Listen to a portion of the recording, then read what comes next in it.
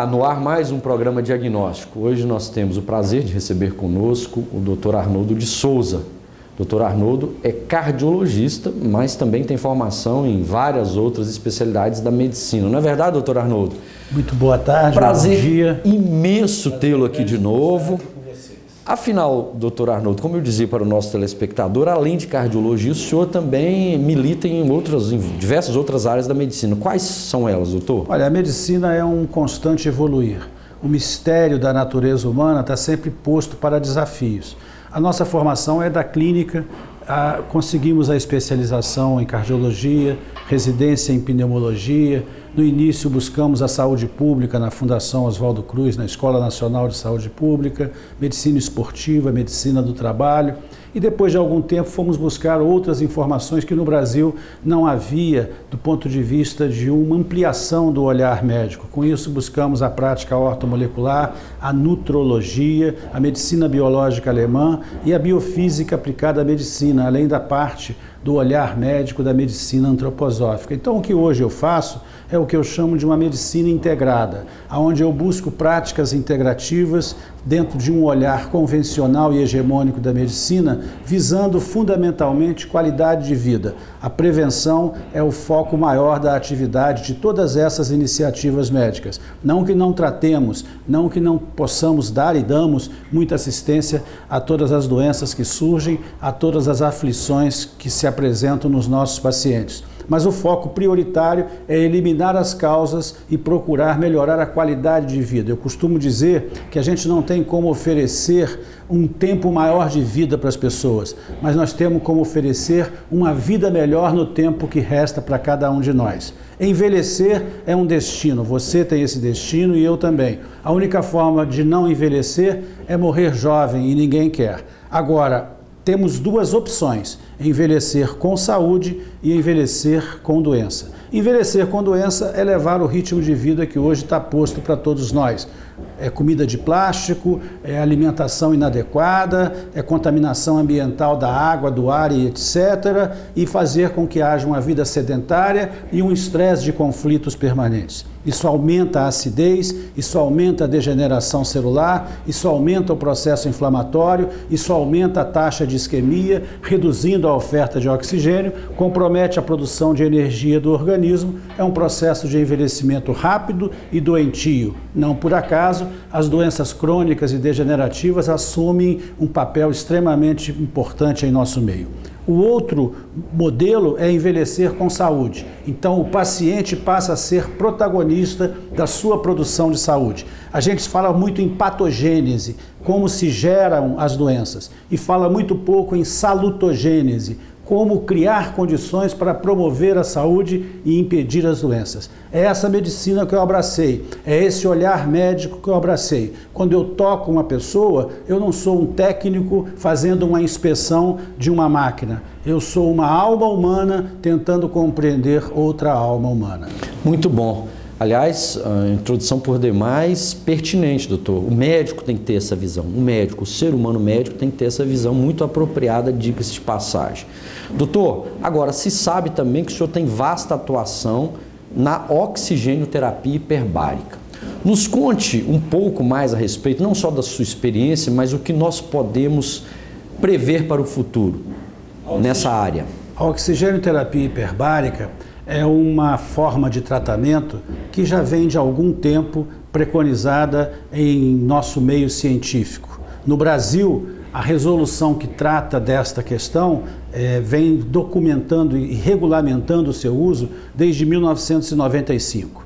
Entretanto, ela já é utilizada há mais tempo. Na verdade, ela é utilizada desde a antiguidade. Alexandre o Grande já mandou fazer uma câmara hiperbárica para mergulhar no mar Bósforo. Ou seja, tem toda uma história. Na verdade, é uma técnica terapêutica que pode agir, na maioria das vezes, como coadjuvante e, em algumas vezes, apenas como protagonista original e principal em tratamento de quaisquer doenças onde você tenha um processo inflamatório crônico, onde você tenha um processo de hipoxemia, ou seja, de baixa condição de oferta do oxigênio. É mais sabido e mais consagrado o uso dessa técnica em feridas refratárias que costumam não conseguir cicatrizar-se, na embolia pulmonar, nas doenças dos mergulhadores, na síndrome descompressiva, seja no mergulho no fundo do mar, seja na síndrome da altitude. Essas são indicações clássicas. Agora, deixa eu pegar um gancho, isso deve ser muito bem colocado para o nosso telespectador. Na ferida, vamos nos ater um pouquinho à ferida.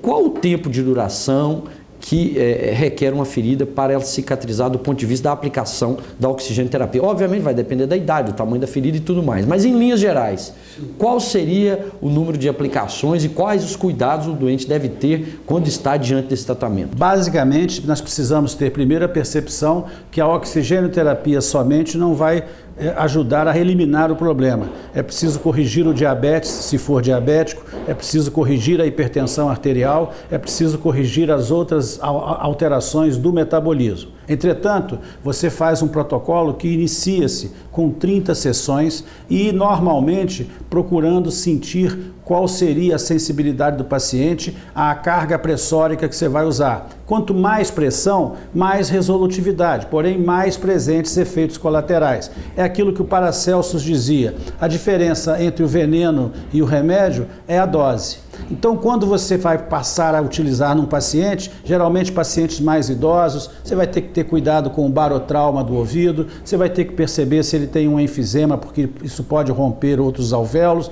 mas uma vez que você equalize todas essas situações, normalmente você começa com um protocolo de 30 sessões e os resultados são fantásticos, porque você faz com que o oxigênio entre transtecidualmente e não apenas pela via respiratória da oxihemoglobina. Você promove, na verdade, uma grande produção de ATP, você libera células-tronco, você promove uma solução reológica, ou seja, uma melhora da estrutura dos eritrócitos. O eritrócito ele tem uma concavidade dupla e ele vai envelhecendo, ele vai ficando igual um pastel, ele vai ficando rígido. Quando você oferece esse oxigênio atua no seu metabolismo, acentuando de novo a sua concavidade, favorecendo a produção de captação de oxigênio através da oxihemoglobina. Então você melhora muito as condições de cicatrização, a proliferação de um tecido novo e, portanto, íntegro e a eliminação do tecido morto. É lógico que tudo isso requer, como eu disse, um acompanhamento daqueles que são os atores médicos e enfermeiros, enfim, da equipe que trabalha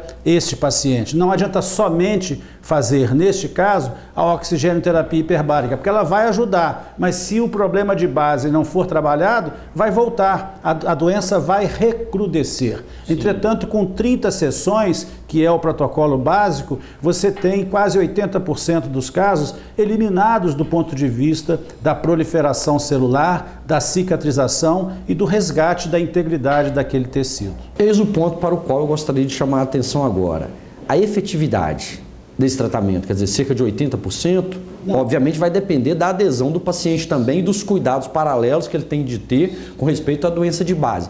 Mas, em linhas gerais, a eficácia desse tratamento é altíssima. É altíssima. Quando eu falei de 80%, apenas com 30 sessões. Sim. Mas se você repetir o protocolo para 60%, primeiro porque você não tem nenhuma contraindicação a fazê-lo, a não ser os custos operacionais, que aí é uma contraindicação econômica, sim, que não é o caso, porque não se aplica na ciência. Agora, se você amplia, você com certeza vai obter 100% de cura nesses casos. Assim como nas outras 14 indicações clássicas que constam da regulamentação médica dentro do Conselho Federal de Medicina. Já a Agência Nacional de Saúde, trazendo a coisa para o campo mais operacional... Esse é o ponto, quer dizer, muito bem colocado. Vamos agora para o braço mais real, para o braço mais institucional. Hoje os convênios cobrem, não cobrem, há uma perspectiva de no futuro o Sistema Único de Saúde cobrir a oxigenoterapia. Como é que tem funcionado isso em termos de políticas públicas hoje? Do ponto de vista da cobertura, ainda está restrito aos convênios e a Agência Nacional de Saúde Suplementar apenas exige a cobertura em 3 ou 4 patologias, especialmente as feridas que você mencionou. Agora, do ponto de vista da perspectiva, é importante dizer que não há como cercar uma técnica tão bem-vinda e que se mostra muito eficaz. Hoje, o caminho trilhado pelo Sistema Único de Saúde é de estabelecer convênios com clínicas que façam esse tipo de tratamento para evitar o caminho da judicialização da saúde, que é um juiz determinar ao secretário de saúde que faça aquele tratamento porque não está ainda coberto pelo Sistema Único de Saúde. Aí, nesse caso, o Sistema Único vai fazer contato com as clínicas que fazem esse tipo de tratamento, faz uma tomada de preços e nessa tomada de preços, aquela que oferecer o melhor preço, as melhores condições, acaba fazendo o tratamento. O importante é quebrar um pouco isso e integrar esse método ao Sistema Único de Saúde. Mas como tudo na política de saúde, ainda é um processo em andamento. Eu acredito que vai avançar na medida em que você aumente o número de câmaras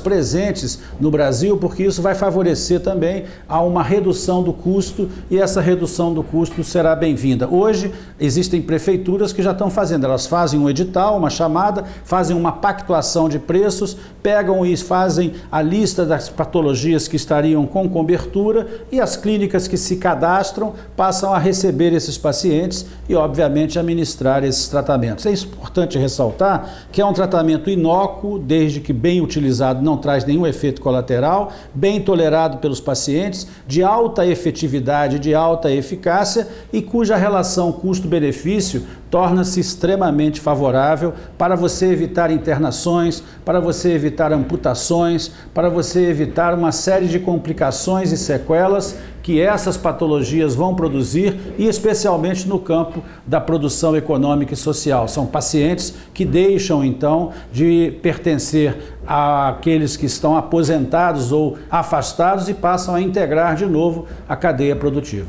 Muito bom. Nós temos conversado com o Dr. Arnoldo de Souza, ele que é cardiologista, e hoje nós temos falado em especial sobre a oxigênio-terapia hiperbárica. Faremos agora um rápido intervalo e já retornaremos ainda conversando com o Dr. Arnoldo. Portanto, continue conosco.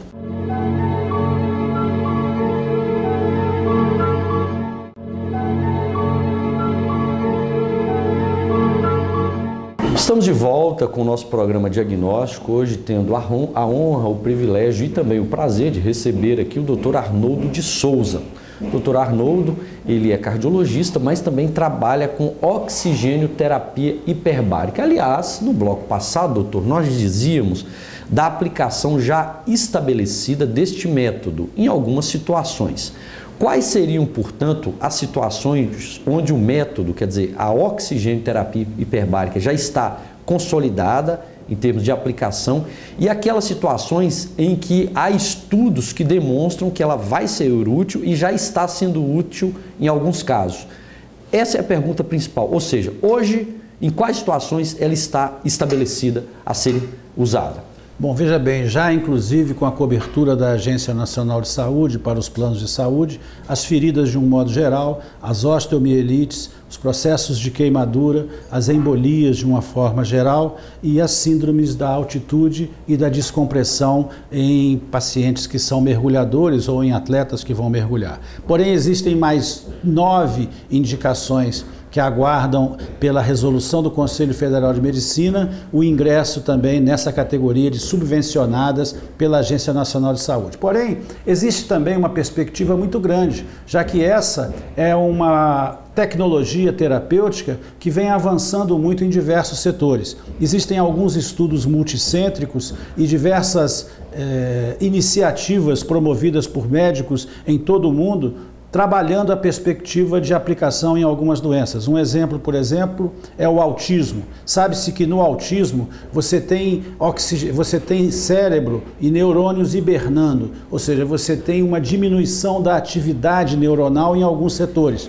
E a aplicação da oxigênio-terapia hiperbárica, às vezes isolada, às vezes associada à ozonioterapia, tem feito com que essas crianças passem a ser verbais, ou seja, passem a falar, melhorem a sua cognição, diminuam a sua hiperatividade e melhorem do ponto de vista da sua consolidação mais ampla, melhorando também a sua inflamação intestinal. É sabido que o autismo tem uma disbiose, um desequilíbrio na flora intestinal e um processo inflamatório. Por isso, uma das tecnologias de trabalho terapêutico que mais sucesso tem é o tratamento biomédico, onde você faz uma dieta sem glúten, sem caseína e você promove uma melhora através de suplementos antioxidantes que equilibrem aquela flora. Agora, com a câmara hiperbárica e a oxigênio-terapia ionizada traduzida pela ozonioterapia, você já tem uma condição maior ainda, porque você passa a ter um conceito de reversão da neuroplasticidade cerebral, ou seja, você melhora a performance de neurônios que estavam atordoados, que é mais ou menos o que acontece num AVC. Quando você tem um derrame cerebral, uma trombose, você tem uma área que morreu e você tem outras áreas que ficam na penumbra, que a gente chama de hibernando ou atordoada. Não morreram, mas estão sofrendo. E essas áreas se recuperam com muito mais rapidez e tem uma extensão de recuperação muito maior quando você utiliza a oxigênio-terapia hiperbárica. Existe um trabalho de um grupo de São Francisco, na Califórnia, onde eles pegam todos os pacientes com AVC e fazem um SPECT scan, um PET scan, antes da oxigênio-terapia hiperbárica e depois da oxigênio-terapia hiperbárica. E aqueles pacientes que apresentam diferença para melhor após uma sessão somente, entram no segmento do estudo multicêntrico e os resultados são extremamente surpreendentes pela rapidez da melhora e pelas condições em que essa melhora se dá. Um outro setor onde tem crescido muito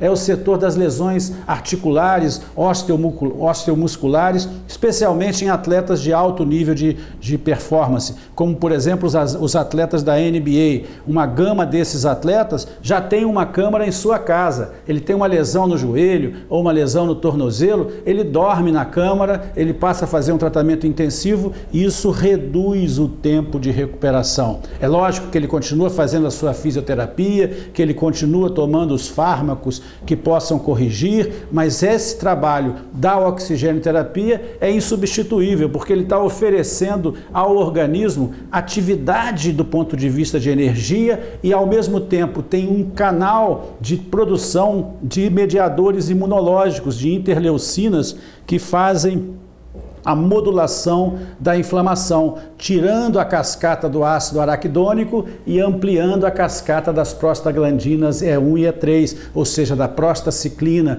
evitando o tromboxane. Traduzindo de uma forma simples, desinflama o organismo, oxigena o organismo e, obviamente, recupera a função.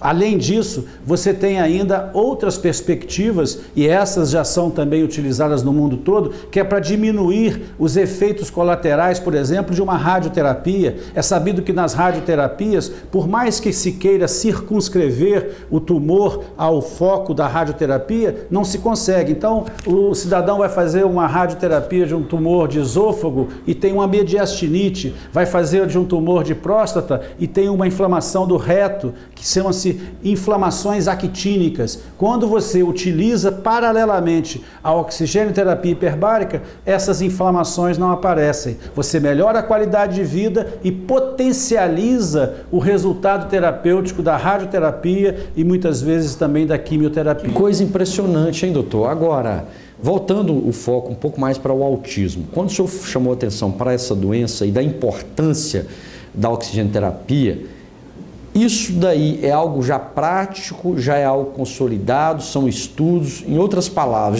já se tem aplicado isso atualmente no Brasil ou ainda está por aplicar?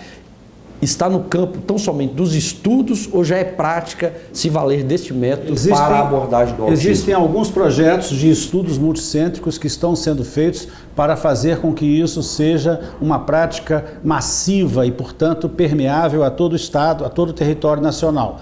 A Sociedade Brasileira de Medicina Hiperbárica, no seu penúltimo congresso, ela criou um fórum exatamente para estudar esta questão do autismo. No mundo inteiro, isso já é usado como uma realidade. E no Brasil, a Sociedade Brasileira, a Associação Brasileira de Ozonioterapia, criou um projeto chamado Knockout e Knockdown. O knockout é para usar no autismo e o knockdown é para usar na síndrome de Down, onde você sabe também que você tem envelhecimento precoce, que você tem estresse oxidativo crônico, que você tem inflamação e que você tem diminuição do processo de formação de ATP. Então, estão sendo desenvolvidos centros cadastrados para o desenvolvimento dessa aplicação do ponto de vista ainda experimental, porém no mundo todo isso já é usado como uma realidade cotidiana. E é claro, a realização e a implantação de um fórum pela Sociedade Brasileira de Hiperbárica já sinaliza no sentido de um avanço,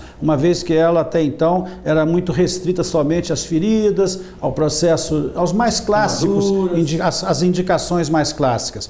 Em tese, se você tem uma situação onde você tem baixa oxigenação, onde você tem um processo inflamatório, por exemplo, num infarto, não deixa de ser isso.